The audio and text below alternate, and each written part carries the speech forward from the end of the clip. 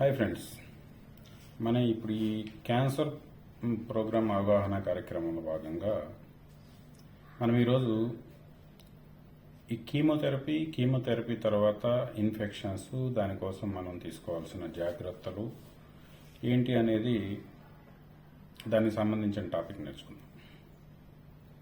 మనకేంటంటే most of the క్యాన్సర్లో chemo drugs ఇస్తారు. కీమోథెరపీ అంటే ఏం లేదు, మీకు రకరకాల టైప్ ఆఫ్ డ్రగ్స్ ఇంజెక్షన్ రూపంలో, లేకపోతే టాబ్లెట్ల రూపంలో, లేకపోతే ఐవి రూపంలో సెలన్లో పెట్టివ్వటం, డెక్స్ట్రోజ్లో పెట్టివ్వటం, ఇటువంటివి చేస్తారు.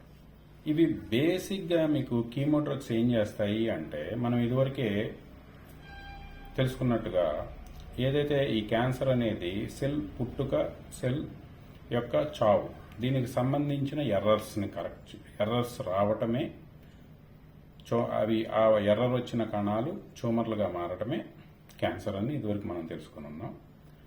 ఏవైతే ఈ ఎర్రర్ కరెక్షన్, ఏవైతే ఇవి ర్యాపిడ్గా డివైడ్ అయిపోయి పెరిగిపోతున్నాయో సంఖ్య, సెల్లు మైటోసిస్ జరిగి కణాలు ఒక్కొక్క కణం 2గా, 2, 4గా, 4, 16 ఇట్లా పెరిగిపోతూ ఉంటాయి అన్నమాట. ట్యూమర్ సైజ్ పెరిగిపోతూ ఉంటుంది. దీనిని ఈ ర్యాపిడ్ సెల్ డివిజన్ని స్లో చేయడానికి, లేకపోతే సస్పెండ్ చేయడానికి, అంటే ఆపేయడానికి, ఫస్ట్ ఏవైతే ఈ కణాల పుట్టుకను ఆపేయాలి అంటే ఈ సెల్ డివిజన్ని సస్పెండ్ చేయాలి. దీనికోసం ఇచ్చే డ్రగ్సే కీమో డ్రగ్స్. కొన్ని రకాల కీమో డ్రగ్స్ ఏమో cell death, like alkylating agents అంటారు. ఇటువంటివి మనకి సెల్ డెత్ని, ఏదైతే మనకి క్యాన్సర్ కణాలు ఉన్నాయో అవి చనిపోవటానికి, అవి స్పీడ్గా చనిపోవటానికి పాయిజన్ ఇవ్వటం అన్నమాట. సైటోటాక్సిక్ పాయిజన్స్ అంటారు. ఈ పాయిజన్ ఇవ్వటం, ఇటువంటి డ్రగ్స్తో మనకి కీమో చేస్తారు. కాకపోతే ఆల్మోస్ట్ అన్ని రకాల కీమో డ్రగ్స్ వల్ల మనకి ఫస్ట్ ఏదైతే మనకి క్యాన్సర్ కణాల యొక్క పుట్టుక ఆగిపోవటమే కాదు, వాటి యొక్క సెల్ డివిజన్ ఆగిపోవటమే కాదు, మన యొక్క హ్యూమన్ మంచి కణాల పుట్టుక కూడా ఆగిపోతుంది. ఎందుకంటే మనం సెల్ యొక్క డివిజన్ ఆపేస్తున్నాం, కొత్త సెల్స్ పుట్టకుండా దాన్ని ఇంటర్ఫీర్ అయ్యి దాన్ని ఆపేస్తున్నాం. సో అటు క్యాన్సర్ కణాల పుట్టుక ఆగిపోతుంది, ఇటు మంచి కణాల పుట్టుక ఆగిపోతుంది. మరి మంచి కణాల పుట్టుక ఆగిపోతే ఏం జరుగుతుంది? మనకేంటంటే మన హ్యూమన్ బాడీలో, ఎస్పెషల్లీ మన రక్త కణాలలో, బోన్ మ్యారో నుంచి వచ్చే కణాలలో మనకి ఏవైతే న్యూట్రోఫిల్స్ ఉన్నాయో, న్యూట్రోఫిల్స్ యొక్క లైఫ్ స్పాన్ ఏంటంటే మీకు 5 hours నుంచి 5 days ఉంటుంది. ఆ న్యూట్రోఫిల్స్ యొక్క లైఫ్ స్పాన్ 5 to 5 hours నుంచి 5 గంటల నుంచి 5 రోజుల వరకు ఉంటుంది. మరి ఎప్పుడైతే మనం ఇచ్చిన డ్రగ్ 1 రోజు, 2 రోజులు, 3 రోజులు, దాని యొక్క హాఫ్ లైఫ్ని బట్టి అది మన శరీరంలో, మన రక్తంలో తిరిగినన్ని రోజులు కొత్త కణాల పుట్టుక జరగకుండా ఆపేస్తుంది. ఎప్పుడైతే అది కొత్త కణాల పుట్టుక ఆపేస్తుందో, ఫస్ట్ మనకి ప్రతిరోజు రీజనరేట్ అయ్యేటటువంటి న్యూట్రోఫిల్స్ యొక్క కణాల పుట్టుక కూడా ఆగిపోతుంది. సో దీనివల్ల న్యూట్రోఫినియా వస్తుంది. న్యూట్రోఫినియా అంటే న్యూట్రోఫిల్స్ తగ్గిపోవటం. మనకి ఈ కీమోథెరపీలో ఫెబ్రిల్ న్యూట్రోఫినియా అంటారు. ఎప్పుడైతే ఫెబ్రిల్ న్యూట్రోఫినియా వచ్చిందో, మనకి ఏవైతే న్యూట్రోఫిల్స్ తగ్గిపోయాయో, న్యూట్రోఫిల్స్ ఏంటంటే మనకి మెయిన్ మన ఇమ్యూనో సిస్టంలో మెయిన్ సెక్యూరిటీ గార్డ్స్ అన్నమాట. బ్యాక్టీరియల్ అండ్ ఫంగల్ ఇన్ఫెక్షన్స్కి మెయిన్ సెక్యూరిటీ గార్డ్స్ న్యూట్రోఫిల్స్. ఎప్పుడైతే మన రక్తంలో న్యూట్రోఫిల్స్ లేకుండా పోయాయో, మనకి ఫెబ్రిల్ న్యూట్రోఫినియా వచ్చిందో కీమో తర్వాత, అప్పుడు అటువంటి పరిస్థితుల్లో ఈ బ్యాక్టీరియాతో పోరాడటానికి ఎటువంటి గార్డులు ఉండరు. అప్పుడు మన శరీరంలో ఉన్నటువంటి, ఎందుకంటే మన పెద్ద పేగులో బోల్డంత బ్యాక్టీరియా ఉంటుంది, మన రకరకాల ప్లేసుల్లో నోట్లో బ్యాక్టీరియా ఉంటుంది, అట్లాగే యూరినరీ ట్రాక్స్లో ఉంటుంది, మనకి ఎక్కడైతే ఉన్న ఇటువంటి గట్లో ఉంటుంది. ఇటువంటి బ్యాక్టీరియా మొత్తం కూడా మన మీదే ఎదురు తిరిగి మనం చంపేసే పరిస్థితికి వస్తుంది ఈ బ్యాక్టీరియల్ ఇన్ఫెక్షన్స్ వల్ల. అట్లాగే ఇవే కాదు, మనలో ఉన్నవి ఏంటంటే మోస్ట్లీ మంచి బ్యాక్టీరియా ఉంటుంది, వాటికి కొంత విచక్షణ ఉంటుంది, మన కణాలతో ఫ్రెండ్లీగానే ఉంటాయి. కానీ కొన్ని రకాల చెడు బ్యాక్టీరియా మన చుట్టూ ఉన్న గాలిలో, వాటర్లో, మన చుట్టూ ఉన్న రకరకాల తినే పదార్థాలు, వీటన్నిటిల్లో బ్యాక్టీరియా ఉంటుంది, వీటన్నిటిల్లో ఫంగస్ ఉంటుంది. మన చుట్టూ ఉన్న గాలిలో, ఎందుకంటే ఒక ఆకు రాలిపోతే ఆ ఆకుని మట్టిలో కలిపేయాల్సింది బ్యాక్టీరియానో ఫంగసో. బూజులా కనపడే వాటిని ఫంగస్ అంటాం. ఈ బ్యాక్టీరియాలు అదర్ టైప్లో ఉంటాయి. ఇవి లేకుండా ఇదేంటంటే ఇది నిరంతర ప్రక్రియ. ఏదైనా ఒక జీవి చనిపోయిన తర్వాత లేకపోతే అది తేడాగా ఉన్నదాన్ని మట్టిలో కలిపేసే ప్రక్రియ కోసం ప్రకృతి బ్యాక్టీరియాని ఫంగస్ని పెట్టింది. కానీ దాంట్లో కూడా మనకి హాని కలిగించే బ్యాక్టీరియానేమో మన న్యూట్రోఫిల్స్ అడ్డుకొని మన బాడీలో ఎంటర్ కాకుండా చూసుకుంటాయి. మంచి బ్యాక్టీరియాని మాత్రం గట్లో ఇట్లా ఇటువంటి ప్లేసుల్లో పెరగటానికి వాటి ఫ్రెండ్లీ బ్యాక్టీరియా అన్నమాట వదిలేస్తాయి. ఎప్పుడైతే మనం కీమోథెరపీ తర్వాత న్యూట్రోఫిల్స్ దారుణంగా తగ్గిపోయాయో అప్పుడు మనం వీఆర్ ప్రోన్ టు ఇన్ఫెక్షన్స్. మన ఫ్యాన్ మీద ఉన్న బూజో, మన ఇంటి గోడ మీద ఉన్న బూజో, లేదా మన బాత్రూంలో, స్పెసిఫిక్గా బాత్రూంలో ఏదైతే మనం సెప్టిక్ ట్యాంకు, ఇప్పుడు మనం ఒక అపార్ట్మెంట్లో ఉంటున్నాం అనుకోండి, ఈ అపార్ట్మెంట్లో మనం ఏదైతే బాత్రూమ్కి వెళ్తామో అదంతా కామన్ సెప్టిక్ ట్యాంక్ వెళ్తుంది. ఆ septic tank is closed system. Closed సిస్టంలో ఎప్పుడైతే మీకు మనం మన బేసిన్లో ఒక బకెట్ నీళ్లు పోయంగానే వెళ్ళి సెప్టిక్ ట్యాంక్లో ఆ నీళ్లు పడతాయి. ఆ నీళ్లు పట్టంగానే దాంట్లో ఉన్న ఒక bucket of volume of air బయటకు వస్తుంది. ఆ ఎయిర్ మన బాత్రూంలో అన్ని అపార్ట్మెంట్లో ఉన్న అన్ని ఫ్లాట్లలోని బాత్రూంలో స్ప్రెడ్ అవుతుంది. ఈ టైప్ ఆఫ్ స్టడీ మన కోవిడ్లో జరిగింది. కోవిడ్లో జరిగినప్పుడు ఒక ఫ్లోర్లో ఉన్న వాళ్ళకి కోవిడ్ ఉంటే ఈవెన్ లాక్డౌన్ నుండి పీపుల్ కాంటాక్ట్లో లేకపోయినా అదర్ పీపుల్కి వచ్చింది. ఎలా వచ్చిందని చెప్పి చూస్తే ఈ రకంగా బాత్రూంలో స్ప్రెడ్ అయింది అనేది ఆ రోజు అనాలిసిస్లో తేల్చారు. అదే టైప్లో మనం ప్రతి ఒక్కరి గట్లో బ్యాక్టీరియా ఉంటుంది. మనం టాయిలెట్కి వెళ్ళినప్పుడు మన స్టూల్లో, మన పూప్లో ఈ బ్యాక్టీరియా ముందు కామన్ సెప్టిక్ ట్యాంక్లోకి వెళ్తుంది. ఆ తర్వాత ఎయిర్తో పాటు మళ్ళీ మిగతా బాత్రూంలోకి వస్తూ ఉంటుంది. ఇటువంటి బ్యాక్టీరియా ఎప్పుడైతే న్యూట్రోఫిల్స్ ఉన్న మామూలు హెల్దీ పీపుల్ని ఏం చేయవు. కానీ కీమోథెరపీలో ఎవరైతే న్యూట్రోఫిల్స్ 2000 కంటే తగ్గిపోయి ఉన్నారో అటువంటి వాళ్ళకి ఇవి ప్రాణాంతకం.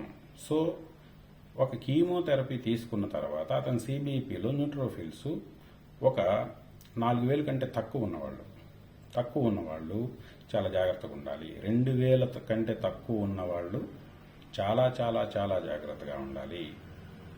వాళ్ళు బాత్రూమ్కి వెళ్తున్నారు అనుకోండి, వాళ్ళ బాత్రూమ్కి వెళ్లే ముందు వాళ్ళ ఫ్యామిలీ మెంబర్స్ ఇప్పుడు మనకి ఇటువంటి స్ప్రేయర్ బాటిల్స్ తీసుకొని దీంట్లో హైడ్రోజన్ పెరాక్సైడ్ అని ఉంటుంది, మనకి మెడికల్ షాపుల్లో దొరుకుతుంది.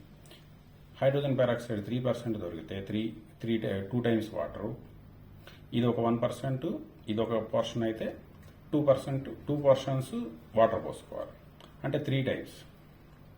అప్పుడు 1%, ఆల్మోస్ట్ 1% అప్రాక్సిమేట్లీ కాన్సన్ట్రేషన్ వస్తుంది. అదే 6% మీకు హైడ్రోజన్ పెరాక్సైడ్ దొరికింది అనుకోండి, 5 టైమ్స్ వాటర్ పోసుకోండి. 5 టైమ్స్ వాటర్ పోసుకున్నప్పుడు మీకు ఆల్మోస్ట్ 1% కాన్సన్ట్రేషన్కి వస్తాయి. ఆ 1% కాన్సన్ట్రేషన్ ఆల్మోస్ట్ విత్ ఇన్ 30 సెకండ్స్లో ఇటువంటి బ్యాక్టీరియా ఫంగస్ని హైడ్రోజన్ పెరాక్సైడ్ చంపగలుగుతుంది. సో ఎవరైతే కీమో చేసిన పేషెంట్ ఉన్నారో వాళ్ళు మన బాత్రూమ్కి వెళ్ళాలి అంటే మస్ట్ బి బేషను ఆ రూమ్ అంతా కూడా ఈ హైడ్రోజన్ పెరాక్సైడ్తో స్ప్రే చేసుకొని ఒక 1 to 2 minutes ఆగిన తర్వాత డిజిన్ఫెక్షన్ ఉంటుంది. డిజిన్ఫెక్ట్ చేసుకున్న తర్వాత మాత్రమే ఈ కీమో పేషెంట్ బాత్రూమ్కి వెళ్ళాలి. అట్లాగే అతను ఉండే రూమ్ మొత్తం కూడా స్ప్రే చేయటం, అతను వాడే బట్టలు, అతనికి ఇచ్చే బట్టలు, అతను ఎక్కడైనా కూర్చోవాలి, ఎక్కడైనా పడుకోవాలి అంటే ఆ ఏరియా అంతా పెరాక్సైడ్తో స్ప్రే చేసి డిజిన్ఫెక్ట్ చేసిన తర్వాత కూర్చోవటం, ఇది ఒక ప్రక్రియ.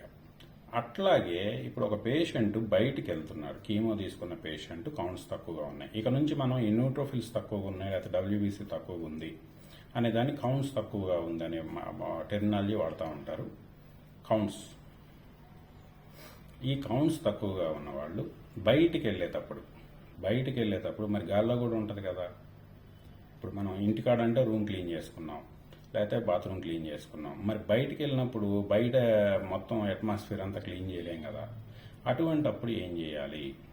దీనికోసం ఏంటంటే మనకి ఎయిర్లో ఉన్న బ్యాక్టీరియాని క్లీన్ చేయడానికి మనకి మామూలుగా రూమ్లో అనుకోండి ఎట్లయితే ఈ హైడ్రోజన్ పెరాక్సైడ్తో క్లియర్ చేసుకుంటామో అట్ ది సేమ్ టైం మనం హెపా ఫిల్టర్స్ అని దొరుకుతాయి, మనకి అమెజాన్లో కూడా అవైలబుల్ ఉంటాయి. 8,000 కాడ నుంచి స్టార్ట్ అవుతాయి. ఫిలిప్స్ కానీ లేకపోతే ఇతర మంచి బ్రాండ్లు కూడా ఉన్నాయి, ఎంఐ కానీ వీటిలో కూడా ఉన్నాయి. ఈ హెపా ఫిల్టర్లో ఏదైతే హెపా ఫిల్టర్ ఉందో దాని యొక్క పోర్ సైజు బిలో 300 మైక్రాన్ ఉంటాయి, 300 నానోమీటర్స్ ఉంటాయి. ఈ 300 నానో మనకి ఎస్పెషల్లీ మనకి బ్యాక్టీరియా కానీ ఫంగస్ కానీ అడ్వాంటేజ్ ఏంటంటే, బ్యాక్టీరియా కానీ ఫంగస్ కానీ ఇప్పటి వరకు మనం గుర్తించినటువంటి బ్యాక్టీరియాలు కానీ ఫంగస్ కానీ అబౌవ్ 300 నానోమీటర్స్ సైజు ఉంటాయి. సో వీటిని హెపా ఫిల్టర్స్ సక్సెస్ఫుల్లీ ఫిల్టర్ చేయగలుగుతాయి. మాస్కులు N95 మాస్కులు ఉన్నాయి, ఇవి 300 నానో అబవ్ ఉన్న పార్టికల్స్ని సక్సెస్ఫుల్లీ ఫిల్టర్ చేయగలుగుతాయి. సో బయటికి వెళ్ళినప్పుడు N95 మాస్కులు పెట్టుకోవటం, రూముల్లో లేకపోతే ఇంట్లో ఉన్నప్పుడు ఈ హెపా ఫిల్టర్స్ వాడటం. అట్లాగే ఈ మాస్క్తో పెద్ద ప్రాబ్లం ఏంటి అంటే, మనం కిందకి పైకి అనుకుంటా ఉంటాం. సో ఎప్పుడైతే ఒకసారి దాన్ని మనం డిజిన్ఫెక్ట్ చేసుకోకుండా ముక్కు టచ్ చేసామో, లేకపోతే వేరే ప్లేస్ మనకి లోపలికి వెళ్ళడానికి ఛాన్స్ ఉండే ప్లేస్ ఏదైనా టచ్ చేసామనుకోండి, మనం ఈ మాస్క్ పెట్టుకుని ఉపయోగం లేదు. ఈ మాస్క్ రెగ్యులర్గా తీసేయడానికి బాగా మెయిన్ కారణం ఏంటంటే, ఈ మాస్క్ వల్ల లోపల చెమట పోస్తుంది. ఎప్పుడైతే చెమట పోసిందో పేషెంట్ ఆ చెమట తుడుచుకోవడానికో ఇంకో దానికో కిందకి లాగేస్తారు. సింపుల్ మీకు చూపిస్తాను. ఇప్పుడు ఈ మాస్క్ ఇలా పెట్టుకొని ఉంటే పర్లేదు. మనం ప్రతిసారి ఏం చేస్తూ ఉంటాం, ఇట్లా అనుకుంటాం. ఇట్లా అనుకోగానే ఇక్కడ టచ్ అయిన ఏదైతే ఉన్నటువంటి బ్యాక్టీరియా మనకి పట్టుకోగానే లోపలికి వెళ్ళిపోయింది. సో మాస్క్ పెట్టుకుని ఉపయోగం లేదు. సో మాస్క్ వాడటం మనకి వస్తేనే మాస్క్ పెట్టుకోవాలి. ఒక్కసారి మాస్క్ పెట్టుకున్నాము అంటే మాస్క్ని తీయాలి అంటే హైడ్రోజన్ పెరాక్సైడ్ చేతులు కొట్టుకొని దీన్ని తీసేసి ఆ తర్వాత మళ్ళీ పెరాక్సైడ్ చేతితో కొట్టుకొని అప్పుడు ఒక 1 మినిట్ వదిలేసి 1 మినిట్ తర్వాత డిజిన్ఫెక్ట్ చేసుకుని 1 మినిట్ తర్వాత మనం పట్టుకుంటే అది వేరు. కానీ మామూలుగా డైరెక్ట్ మనకున్న అలవాటు ఏంటి, మాస్క్ పెట్టుకుంటారు. ఈవెన్ డాక్టర్స్ కూడా మాస్క్ పెట్టుకుంటా ఉంటారు, ఇదే పని మీద ఉంటారు. ఇదే పని అనమాట, పైకి కిందకి. ఎందుకు అంటే మనది సమశీతోష్ణ స్థితిలో ఉన్నటువంటి సమశీతోష్ణ మండలంలో ఉన్నటువంటి ఏరియా. ఇక్కడ టెంపరేచర్ ఎక్కువ ఉంటుంది. ఇక్కడ టెంపరేచర్ ఎప్పుడైతే ఎక్కువ ఉందో చెమట పోస్తుంది. ఈ చెమట పోసినప్పుడు తీసేస్తూ ఉంటారు. మరి దీనికి పరిష్కారం ఏంటి అనుకున్నప్పుడు మనం ఏంటంటే, నేను డిఫరెంట్ ప్రొడక్ట్స్ కోసం నేను వెతికినప్పుడు మనకి ఏరోపాడ్ అని చెప్పి మనకు ఒక బెంగళూరు బేస్డ్ స్టార్టప్ కంపెనీ, వీళ్ళు ఈ ఏరోపాడ్ అని చెప్పి ఇది ఛార్జబుల్ అనమాట, మెకనైజ్డ్, ఇది ఎలక్ట్రికల్ ఆపరేటెడ్, ఇది లోపల ఒక CPU లాంటి ఫ్యాన్ ఉంటుంది, అట్లాగే ఫిల్టర్ ఉంటుంది, హెపా ఫిల్టర్ ఉంటుంది. ఈ హెపా ఫిల్టర్ మనం ఆన్ చేసుకోగానే ఏమవుతుందంటే, ఈ మాస్క్ ఇదివరకు రెగ్యులర్గా ఇలా ఉండింది, ఈ రెగ్యులర్గా ఉన్నదానికి ఎయిర్ కనెక్ట్ చేస్తే ఇట్లా అన్నమాట.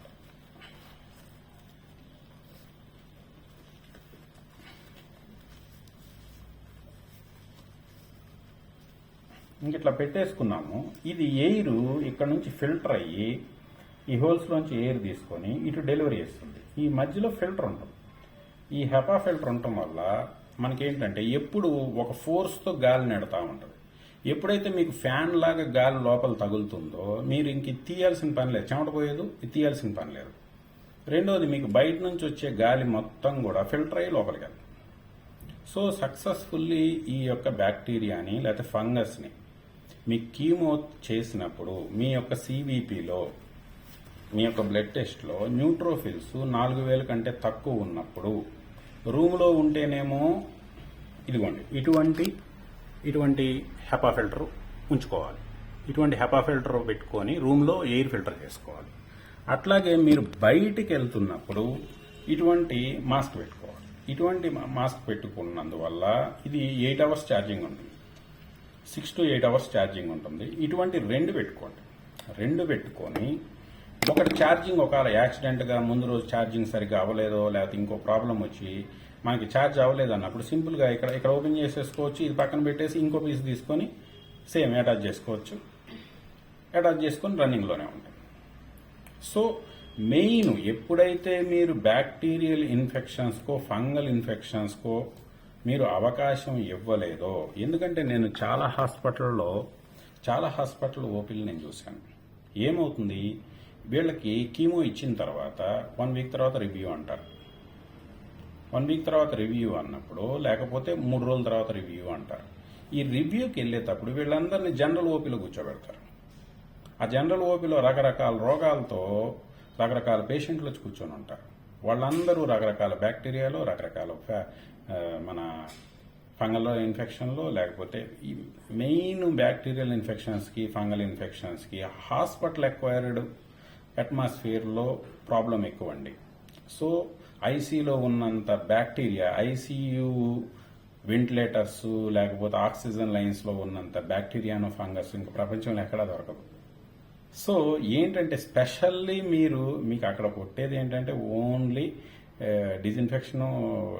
మన ఇండియాలో ఇన్ఫెక్షన్ ఫ్రీ కీమో అంటే పెద్ద కామెడీ అయిపోయింది. మీకు అట్లాంటి ఏమైనా కావాలంటే ఒక 10 కోట్లు పెట్టి ఫారినల్ చేయించుకోండి సార్, ఇటువంటి ఇక్కడ ఇండియాలో ఎక్స్పెక్ట్ చేయొద్దు అని చెప్పి ఒక జోక్లా ఫీల్ అయ్యే వాళ్ళు కూడా ఉన్నారు ఈ ఆంకాలజిస్టులు మన ఇండియాలో. సో ఇవన్నీ కాదు, కానీ ఏంటంటే ఇక్కడ హాస్పిటల్ ఇన్ఫ్రాస్ట్రక్చరు, వాళ్ళకున్న మేనేజ్మెంట్స్, వాళ్ళకున్న infrastructure, it will not allow you to give you infection free chemo. So పరిస్థితులు అర్థం చేసుకొని మనం అంత కోట్లు పెట్టుకోలేం కాబట్టి ఇది ఎంత మనకి 4,000 రూపాయలు మనకి పడుతుంది. 4,000 రూపాయల్లో వస్తుంది. 2 తీసుకున్న 8,000 రూపాయలు వస్తాయి. ఈ 8,000 కూడా ఎంత, మీకు రేపు బ్యాక్టీరియల్ ఇన్ఫెక్షన్ వచ్చింది అనుకోండి, ఒక మెరోపినం కొట్టాలనుకోండి, మీకు 1.5 గ్రామ్స్ మెరోపినం ఆల్మోస్ట్ 1,500 రూపీస్ 3 టైమ్స్ కొడతారు. 4,500 ఒక్క రోజులో మీకు లెగిసిపోతాయి. అదే మీకు ఇంకా కాస్ట్లీ యాంటీబయాటిక్స్ ఇస్తారు, చాలా కాస్ట్లీ యాంటీబయాటిక్స్ ఇస్తారు. ఒక్కొక్కటి వైలు 8,000 10,000 ఉంటుంది. రోజుకి ఫార్మసీ బిల్లే 50,000 నుంచి ₹1,00,000 లెగిస్తుంది. అటువంటి పరిస్థితి రాకుండా మీకు ఈవెన్ ఫంగల్ ఇన్ఫెక్షన్ వచ్చింది అనుకోండి, ఒక యాంబిజోమే పెట్టాలి. యాంబిజోమ్ మీకు 6,000 నుంచి 8,000 రూపీస్ ఒక వైల్ ఉంది. ఒక ఇంజెక్షన్ కాస్టే 6,000 నుంచి 8,000 రూపీస్ ఉన్నాయి. అటువంటి వాటితో పోల్చుకుంటే ఈ మాస్క్ అనేది, కీమో పేషెంట్కి ఈ మాస్క్ అనేది ఎసెన్షియల్. ఈ ఎలక్ట్రికల్ ఆపరేటెడ్ మాస్క్ ఒకటి కాదు 2 దగ్గర పెట్టుకోండి. అట్లాగే ఒక 8,000 రూపాయలు పెట్టి రూమ్లో హెపా ఫిల్టర్, ఎయిర్ ఫిల్టర్ చేసుకోవడానికి హెపా ఫిల్టర్ పెట్టుకోండి. అట్లాగే ఈ హైడ్రోజన్ పెరాక్సైడ్ పెట్టుకోండి. హైడ్రోజన్ పెరాక్సైడ్ పెద్ద కాస్ట్లీ ఏం కాదు, 10 రూపాయలకి బాటిల్ దొరుకుతుంది, 2 రోజులు వస్తుంది, ఇబ్బంది ఏం కాదు. హైడ్రోజన్ పెరాక్సైడ్ పెట్టుకోండి. సో ఈ ఇన్ఫెక్షన్ ఫ్రీ వాతావరణం, మీరు ఓపీలోకి వెళ్ళారు అంటే, ఒకసారి హాస్పిటల్లోకి వెళ్ళారంటే ఈ మాస్క్ మీరు ఏ క్యాబ్లోనే వెళ్తున్నారు, క్యాబ్లన్నీ బ్యాక్టీరియా ఫంగస్తో నిండిపోయి ఉంటాయి. ఇట్లా మీరు ఎక్కడికి వెళ్ళినా మీ చుట్టూ బ్యాక్టీరియా, ఎక్కడ మీ ఇంట్లో ఇంత క్లీన్ చేసుకునే మీ ఇంట్లో కూడా బ్యాక్టీరియా ఎక్కడ చూసినా ఉంటుందండి. మీరు తెచ్చుకునే కూరగాయల మీద ఉంటుంది, మీరు తెచ్చుకునే ప్రతి దాని మీద ఉంటుంది బ్యాక్టీరియా, ప్రతి దాని మీద ఉంటుంది ఫంగస్. 1-2 రోజులు దీన్ని వదిలేసామనుకోండి, ఎలా కులిపోద్ది? ఈ బ్యాక్టీరియా ఫంగస్ కూడా పెడతాయి. ఏమన్నా మనకు కనపడతాయా? ఉంటాయి, గాల్లో ఉంటాయి, ప్రకృతి కోసమే ఉంటాయి అవి. కాకపోతే ఈ కీమో పేషెంట్స్కి అవి హానికరం. సో ఈ కీమో మీద ఉన్న వాళ్ళు ఈ బ్యాక్టీరియల్ అండ్ ఫంగల్ ఇన్ఫెక్షన్స్ ఒక్కొక్కసారి మీకు ఒక యాంపటైసిన్ లాంటిది కానీ స్టార్ట్ చేస్తే ఒక్కోసారి 6 నెలలు పెట్టాల్సి వస్తుంది. రోజుకి 2,000 రూపాయలు వేలు 6 నెలలు పెట్టాల్సి వస్తుంది. మీరు ఇంటికాడ కూడా, మీరు డాక్టర్ నర్స్ అయిపోయి మీరు ఇంటికాడ పెట్టుకోవాల్సి వస్తుంది, లేకపోతే ఇన్ పేషెంట్కి అడ్మిట్ అయి పెట్టుకోవాల్సి వస్తుంది. ఇట్లా antibiotics high dose, high side effects ఉన్నటువంటి హై డోసు. ఎందుకంటే ఈ కీమోలో రకరకాల బ్యాక్టీరియాలు, రెసిస్టెంట్ బ్యాక్టీరియాలు, గ్రామ్ నెగిటివ్ బ్యాక్టీరియాలు దారుణంగా ఉంటాయి, పరిస్థితి ప్రాణాంతకంగా ఉంటాయి. మీకు కీమోకి ఎక్కువ డబ్బులు ఖర్చు కావండి, రేడియేషన్కి డబ్బులు ఖర్చు కావండి. మీకు ఓన్లీ ఇన్ఫెక్షన్ వస్తే దాని మేనేజ్మెంట్కి మీ ఆస్తులు అమ్ముకోవాల్సి వస్తుంది. ఎంత అంటే సింపుల్గా మీరు ఒక 20 రోజులు హాస్పిటల్లో ఉన్నారు అనుకుంటే 20 రోజులు ఒక 20 నుంచి 25 లక్షలు లేచిపోతాయి. సింపుల్గా లేచిపోతాయి. బ్యాక్టీరియల్ ఇన్ఫెక్షన్, ఫంగల్ ఇన్ఫెక్షన్ వచ్చింది అంటే. ఒకసారి fungal infection 6 months treatment continue అవుతుంది. చూడండి మీ పరిస్థితి ఎలా ఉంటుందో. ఒకసారి మీకు ఈ ఇన్ఫెక్షన్స్ వచ్చిన తర్వాత కీమో ముందుకెళ్ళలేరు. కీమో ఆగిపోతుంది. కీమో ఆగిపోయి ఆల్రెడీ ఇదివరకు 2-3 సిట్టింగ్లు ఆఫ్ సిట్టింగ్లు ఇచ్చారనుకోండి, ఈ ఇన్ఫెక్షన్ వల్ల ఆగిపోవడం వల్ల ఆ డ్రగ్స్కి రెసిస్టెన్స్ వచ్చేసి మళ్ళీ క్యాన్సర్ తిరగబెడుతుంది. ఇటువంటి ప్రాబ్లమ్స్ అన్నీ ఉన్నాయి. ఇటువంటి ప్రాబ్లమ్స్ నుంచి రాకుండా ముందు జాగ్రత్తగా ఉండాలి అంటే ఇన్ఫెక్షన్స్ ఫ్రీ కీమో ఇండియాలో అందని ద్రాక్ష కాబట్టి అట్లీస్ట్ మన జాగ్రత్త మనం తీసుకోవాలి. మినిమం ఇన్ఫెక్షన్ కోసం ఈ హెపా ఫిల్టర్లు వాడతాం, ఈ ఎలక్ట్రికల్ మాస్క్స్ వాడతాం, అట్లాగే వీటన్నిటి మీద అవగాహన ఉండటం. మీ న్యూట్రోఫిల్స్ ఒకటి ఎప్పుడు జైలు జీవితం ఇలాగే ఉండాలా కీమో పేషెంట్ లేదండి. 4,000 నుంచి న్యూట్రోఫిల్స్ అబవ్ ఉన్నాయనుకోండి, మీరు ఎక్కడ తిరిగినా ఇబ్బంది లేదు, న్యూట్రోఫిల్స్ కాపలా కాసేస్తాయి. సో అట్లాగే కొంతమందికి ఈ కీమో సివియర్ డ్రగ్స్ ఇచ్చినప్పుడు ఇదేంటి మీకు న్యూట్రోఫిల్స్ అని ఎందుకు మాట్లాడుతుంటే వీటిది షార్టెస్ట్ లైఫ్ 5 అవర్సే ఉంటాయి. మళ్ళీ 5 అవర్స్ తర్వాత కొత్త న్యూట్రోఫిల్స్ రావాలి. ఎప్పుడైతే ఇచ్చిన డ్రగ్స్ కొత్త సెల్స్ని పుట్టనేవో ఇవి ఉండవు కాబట్టి ప్రాబ్లమ్స్ ఎక్కువ వస్తాయి. నెక్స్ట్ మీకు 1 వీక్లో ప్లేట్లెట్లు అన్నీ రీజనరేట్ అవుతూ ఉంటాయి. ప్లేట్లెట్లు లైఫ్ స్పాన్ 1 వీక్. ఒకవేళ మీ సెల్ సైకిల్ 1 వీక్ మించి ఆపామనుకోండి ప్లేట్లెట్లు డ్రాప్ అయిపోతాయి. అందుకని మీకు మళ్ళీ ప్లేట్లెట్లు ఎక్కిస్తూ ఉంటారు.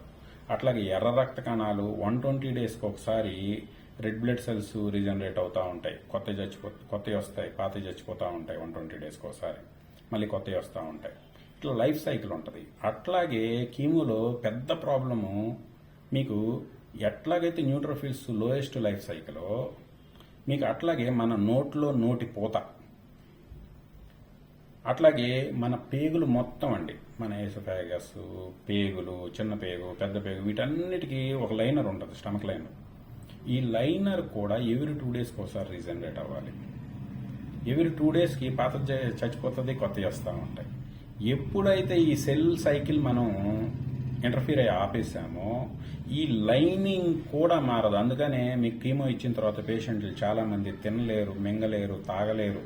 కొంతమందికి 2 రోజులే కాకుండా ఇంకా ఎక్కువ రోజులు కొత్త సెల్స్ రాకపోవటం వల్ల కొంతమందికి ట్యూబ్లు వేస్తారు తినడానికి. సో ఈ ప్రాబ్లమ్స్ అన్నిటికీ మెయిన్ ప్రాబ్లం ఒకటి ఈ లైనింగ్స్ కొత్తవి రాకపోవటం, రెండోది ఈ బ్యాక్టీరియల్ ఇన్ఫెక్షన్స్, ఫంగల్ ఇన్ఫెక్షన్స్ ఇటువంటి ఇన్ఫ్లేమ్ అయిన ప్లేసుల్లో ఇమీడియట్గా రావడానికి రెడీగా ఉంటాయి. అవి కాచు కూర్చొని ఉంటాయి. లైనింగ్ గేట్లు తెరవగానే మనం పట్టేసుకుందామని వాటికి దారిలో ఓపెన్ అవటం, ఈ న్యూట్రోఫిల్స్ లేకపోవడం వల్ల, గాడ్లు లేకపోవడం వల్ల అటు ఇన్ఫ్లేమ్ అయిన దాని మీద ఈజీగా అటాక్ అయిపోతూ ఉంటాయి. సో ఈ కొత్త కణాలు జనరేట్ అయ్యే వరకు మళ్ళీ మనం చాలా జాగ్రత్తగా ఉండాలి. దీని మీద అవగాహన లేకుండా కీమోకి వెళ్ళమాకండి. ఫస్ట్ దీని మీద అవగాహన ఫ్యామిలీ మెంబర్స్ అందరూ తెచ్చుకున్న తర్వాత ఈ న్యూట్రోఫిల్స్ గురించి, ఈ మ్యూకోసైటోసిస్ గురించి, వీటి గురించి ముందు నేర్చుకోండి. ముందు వీటి గురించి తెలుసుకోండి. తెలుసుకున్న తర్వాత మాత్రమే కీమోకి ముందుకెళ్ళండి. నేను చూస్తూ ఉంటాను ఇప్పుడు మనకి ఎగ్జాంపుల్కి నేను ఇక్కడ డిగ్రేడ్ చేయడానికో లేకపోతే ఇంకోటి కాదండి, వాళ్ళు చాలా మంచి గొప్ప సర్వీస్ ఇస్తున్నారు, వేల మంది ప్రాణాలు నిలబెట్టారు. ఈవెన్ బసవతారకం దగ్గర కూడా ట్రాఫిక్ ఎక్కువైపోవటం, లేకపోతే వాళ్ళకి ఇన్ఫ్రాస్ట్రక్చర్ సరిపోకపోవటం, దానివల్ల ఏంటంటే చాలామంది ఈ కీమో కోసం వచ్చే పేషెంట్లు చాలామంది ఆ ముందు డివైడర్ల మధ్యలో పట్టాలు వేసుకొని పడుకుంటూ ఉంటారండి. మనకి ఈవెన్ అడయార్ ఆసుపత్రి, అడయార్ దగ్గర కూడా శ్రీరామ్ నగర్ అనేది ఉంటుందంట. అక్కడ 1000 రూపాయలకి 1500 రూపాయలకి పర్ డే రెంట్కి ఇస్తూ ఉంటారు.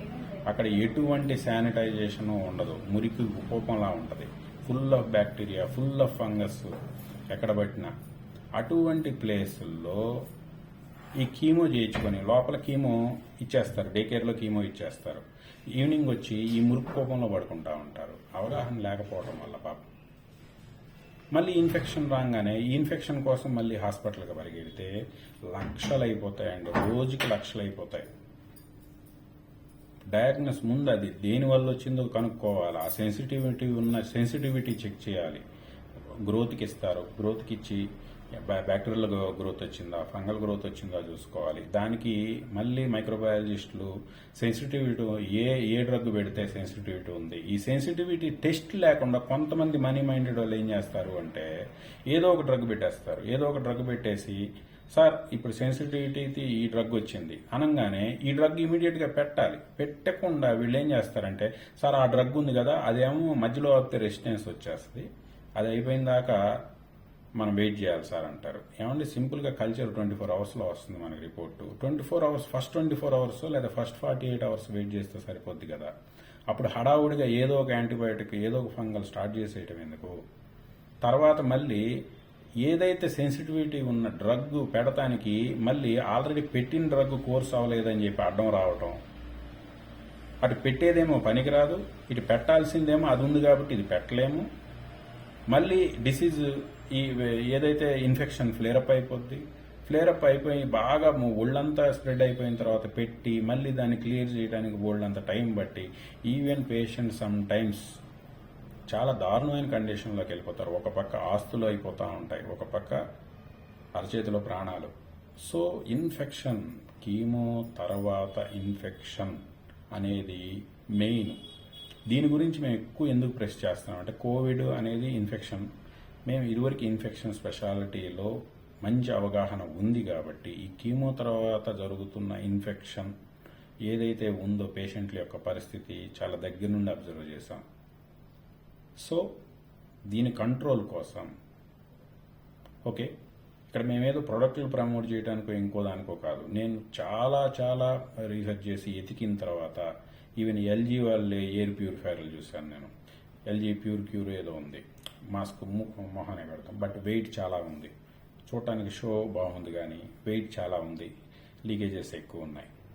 బట్ ఉన్నట్లో ద బెస్ట్ ప్రోడక్ట్ నాకు వీళ్ళది ఏరోపాడు వాళ్ళది మటుకు నాకు బెస్ట్గా అనిపించింది. చాలా ఒక్క యాంటీబయాటిక్ వైల్ కాస్ట్ మించి ఉండదు. వచ్చిన తర్వాత ఇబ్బందులు పడేదానికంటే వెరీ స్టార్టింగ్ నుంచే.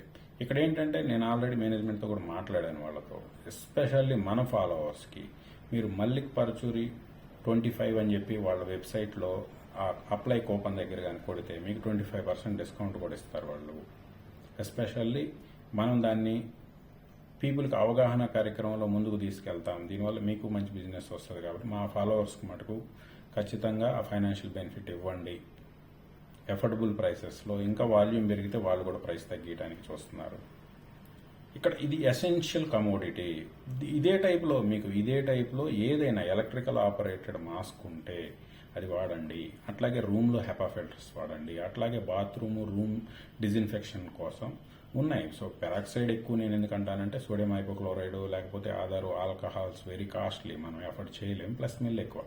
బట్ పెరాక్సైడ్ ఏంటంటే ఈవెన్ మనకి ఇమ్యూనో సెల్స్ కూడా పెరాక్సైడ్స్ రిలీజ్ చేస్తూ ఉంటాయి. ఈవెన్ క్యాన్సర్ని కిల్ చేయడానికి కూడా పెరాక్సైడ్ హెల్ప్ అవుతుంది. సో ఒకవేళ ఎయిర్లో ఉన్నా కూడా మనకు అది హెల్ప్ అవుతుంది తప్ప ప్రాబ్లం కాదు. రెండోది చాలా ఫాస్ట్గా క్విక్గా ఇన్ఫెక్షన్ క్లియర్ చేస్తుంది. సో పెరాక్సైడ్ చిన్న బాటిల్స్ మనకి ఈ డిమార్ట్ ఇట్లాంటి సూపర్ మార్కెట్లో కూడా దొరుకుతూ ఉంటాయి. ఈ స్ప్రేయర్లో 2 times water, 1 time 3% hydrogen peroxide, లేదు మీకు 6% హైడ్రోజన్ పెరాక్సైడ్ దొరికింది అంటే 5 times water, 1 time peroxide mix చేసుకొని ఎప్పుడు జేబులో పెట్టుకోవటం. మీ పేషెంట్ అటెండెంట్లు ఎప్పుడు ఇది పెట్టుకోవటం. ఎక్కడికన్నా ఎయిర్ ఇది నమ్మకం లేని ఎయిర్ అనుకుంటే అక్కడ స్ప్రే చేసుకోవటం. ఫిల్టర్ మాస్క్ తీయాలి అనుకుంటే చేతులు అవి వాష్ చేసుకోవటం పెరాక్సైడ్తో, స్ప్రేతో. 1% మించి వాడకండి, ఎందుకంటే మళ్ళీ చేతి మీద పొట్లు లేచిపోతుంది. పెరాక్సైడ్ 1% మించి వాడద్దు. సో ఇన్ఫెక్షన్స్కి సంబంధించి ఇది మెయిన్ న్యూట్రోఫిల్స్. రెండోది న్యూట్రోఫిల్స్ ముందు కీమో డ్రగ్స్ ఇచ్చిన తర్వాత న్యూట్రోఫిల్స్ తగ్గుతాయి. తగ్గినప్పుడు వాళ్ళు కూడా ఏంటంటే ఇమీడియట్గా న్యూట్రోఫిల్స్ రికవరీ కోసం మనకి ఈ ఫిల్గ్రాస్టిమ్ ఇట్లాంటి సిజిఎస్ఎఫ్ డ్రగ్స్ ఉంటాయి, అవి ఇస్తారు. అవి ఇచ్చినా కూడా అవి ఏంటంటే బోన్ మ్యారోలో స్టిక్ అయి ఉన్నటువంటి బయటకు వస్తాయి తప్ప అంతకు మించి అడిషనల్ బెనిఫిట్ రావట్లేదు. ఈవెన్ మనకి లోడో స్టెరాయిడ్లో కూడా న్యూట్రోఫిల్స్ పెరుగుతాయి, బట్ అంత ఊహించిన స్థాయిలో, ఎందుకంటే సైకిలే ఇబ్బంది పడింది. బట్ ఒక చైనీస్ స్టడీ ఉంది. ఆ చైనీస్ స్టడీలో ఏంటంటే బర్బమైన్ అని ఉంటుంది. మనం రెగ్యులర్గా బర్బరైన్ డయాబెటీస్ కొలెస్ట్రాల్కి మనం చెప్తా ఉంటాం, but this is berbamine, same plant నుంచే వస్తుంది. But berbamine improved neutrophils very quickly. Already 450 people మీద చేసిన స్టడీ కూడా ఉంది. దాంట్లో బర్బమైన్ మంచి రిజల్ట్స్ వస్తుంది. అటువంటి బర్బమైన్ లాంటి సప్లిమెంట్స్ కీమో జరిగినప్పుడు ఓన్లీ వాడటం.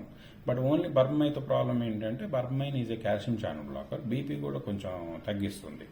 బీపీ మానిటర్ చేసుకుంటూ ఒక 100 mg బర్బమైన్ డైలీ వన్స్ ఇట్లా మన యొక్క ఫిజిషియన్ అడ్వైజ్ మీద బర్బమైన్ వాడుకుంటే మనకి ఫిల్గ్రాస్టిన్ కంటే కూడా స్పీడ్గా బర్బమైన్తో కౌంట్స్ ఇంప్రూవ్ అవుతాయి. ఓకే, అట్లాగే ఇంకో కామెడీ ఏంటంటే మనకి కీమో ఇచ్చినప్పుడు పీపుల్ ఏంటంటే కొంతమంది బొప్పాయి ప్లేట్లెట్లు, డెంగ్యూలో ప్లేట్లెట్లు తగ్గితే బొప్పాయి వాడితే పెరిగాయి కదా అని చెప్పి కీమో ఇచ్చినప్పుడు కూడా బొప్పాయి వాడుతూ ఉంటారు.